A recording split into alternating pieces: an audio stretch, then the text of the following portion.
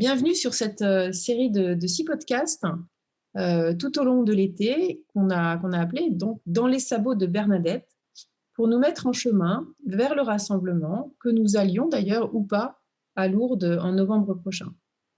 Ce podcast nous est proposé par le père Louis Drénal et par nous-mêmes, Christine et Pierre, qui sommes équipiers à Toulouse. Oui, Christine et Pierre, faisons ce rassemblement, plutôt partons en pèlerinage. Okay. Mettons-nous en route à la suite de la petite Bernadette en chaussant ses sabots et particulièrement en allant à la rencontre, à la découverte des lieux qui ont été un peu les témoins de tout ce qu'elle a vécu. Pour ce premier épisode, nous allons partir au moulin de Boly, du nom de son ancien propriétaire d'ailleurs. C'est la maison natale de Bernadette. Oui, c'est la maison natale. Elle y est née le 7 janvier 1844 de ses parents François Soubirous et Louise Castero, qui s'étaient mariés le 9 janvier 1843. On peut dire un véritable mariage d'amour. Et juste un an après le mariage, jour pour jour, le 9 janvier 1844, Bernadette va être baptisée dans l'église paroissiale Saint-Pierre, qu'on ne voit plus aujourd'hui, qui est une autre église qui a été reconstruite. Alors Bernadette est l'aînée de 9 enfants, dont 4 seulement atteindront l'âge adulte. On peut dire que Bernadette restera profondément marquée par la tendresse que se manifestent ses parents, un amour qu'elle sent, qu'elle voit et dont elle est avec les autres le fruit. Et au moulin de Boly, Bernadette est vraiment heureuse. C'est une véritable école de la vie et de l'amour où elle vivra 10 ans dans une famille aimante et croyante où l'on prie tous les jours, on prie matin et soir. Vous l'avez déjà visité, Père Louis, ce moulin de Boly ? Alors, je l'ai visité seul et je l'ai visité aussi avec des groupes. Lorsqu'on rentre dans ce moulin de Boly, on pourrait croire que la famille Soubirous vient de le quitter. Il ne manque que le ruisseau Lapaca, qui était le ruisseau qui faisait tourner les meules des moulins. Et ce cours d'eau, on ne le voit plus parce qu'il a été canalisé sous le boulevard de la Grotte. Alors, le moulin de Boly est loin d'être misérable. On rentre, on voit ses chambres, les 2 cheminées, ses nombreuses ouvertures, ses pièces claires et propres.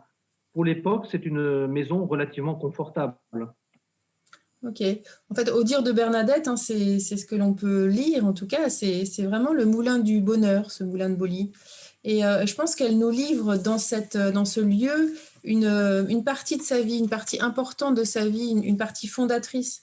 C'est une vie toute simple. On y prie, on y travaille. Son papa est meunier. Et la famille Soubirous menait une vie ordinaire, avec ses joies, avec ses peines. Les naissances, les décès, il y en a eu pas mal dans sa famille, le travail, le repos aussi. Et voilà, on peut les imaginer aussi dans leurs rencontres au marché, en accueillant des visiteurs, voilà, toute leur vie à cette époque. Oui, on va dire ces 10 premières années dans la vie de Bernadette ont beaucoup compté, ces années de bonheur. Elle le sait et elle le dit. Donc découvrir le moulin de Boly, c'est un peu refaire avec Bernadette le pèlerinage des années heureuses. Viendront aussi les heures difficiles, mais en particulier quand il faudra quitter son moulin du bonheur. Mais Bernadette fera cette expérience que Dieu n'a jamais abandonné ceux qu'il aime. Et je pense que ses parents, notamment, ont beaucoup compté pour elle dans sa vie. C'est un couple, on peut dire, inspirant pour nous, équipiers Notre-Dame. Ce couple formé par François Soubirous et Louise Castero. Un couple vraiment qui s'aime dans la simplicité du quotidien. Le mariage d'amour qui va durer toute leur vie. Bernadette, on peut dire, auprès de ses parents, fait cette découverte très importante, la beauté, la grandeur de l'amour humain. Et cette expérience, elle va y puiser et fera d'elle une personne profondément équilibrée, surtout au moment de l'épreuve, au moment de la misère et de la maladie. Et Bernadette nous laisse ce petit mot, certainement qu'elle a appris à l'école de ses parents. Il suffit d'aimer. Il suffit d'aimer, oui. Je pense que François et Louise Soubirous auraient fait de bons équipiers si le père Caffarel était déjà passé par là, si les équipes existaient déjà. Oui, c'est vrai qu'ils mettent Dieu au cœur de leur vie. C'est un couple sacré, on peut dire, un sacré couple. pour moi, en tout cas pour nous deux, pour vous, j'espère, c'est un message spirituel d'une vie qui s'enracine, qui puise sa force dans les petits et grands moments de bonheur simple, dans les petits bonheurs vécus dans la famille. Vivons nous aussi pleinement ces moments heureux pour plus tard, lorsque la roue tourne, voilà, nous aider à traverser les épreuves de la vie. Je pense que ça, c'est une belle leçon pour nous. Oui, je pense que Bernadette, si je suis d'accord, Bernadette pour nous, enfin pour moi, c'est la sainte du concret, la sainte du réalisme. Ce réalisme appris dans sa famille. Voilà, on accueille le bonheur, on accueille les moments aussi difficiles. On peut dire que c'est une école de la vie, c'est aussi une Bernadette, finalement, a fait l'expérience de l'Église. La première Église de Bernadette, on peut dire, c'est sa famille, qui est une petite Église domestique. Et donc, dans cette famille, eh bien, voilà, on cherche à s'aimer, on cherche à s'entraider. Et les parents, enfants, récitent ensemble le chapelet, se mettent sous le regard de Dieu. Et on peut dire que les Soubirous font de leur bonheur vraiment là sur ce qui est essentiel et peut-être aussi si simple. Voilà, je me dis, pour nous, équipiers, ce bonheur, voilà, nous le cherchons aussi dans le cœur, dans nos vies, un bonheur à accueillir finalement à l'école de Bernadette, dans la multitude des petites choses, des petits bonheurs pris un par un, les uns après les autres.